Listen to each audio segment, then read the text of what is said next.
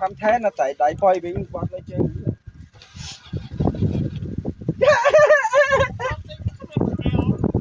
ờ nó chiếu cái ai đó là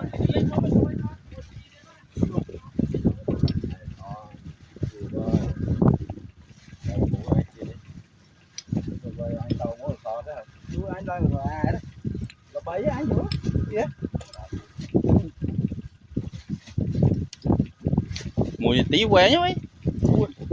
mùi buôn này mùi đó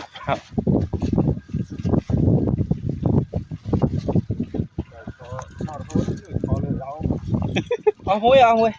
phải từ cái đấy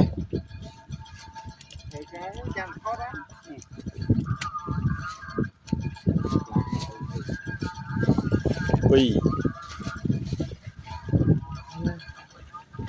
tí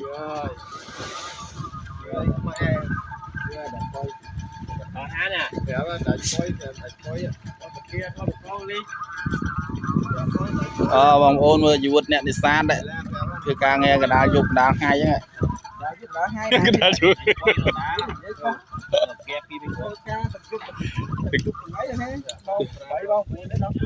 คือการทำngay thằng dục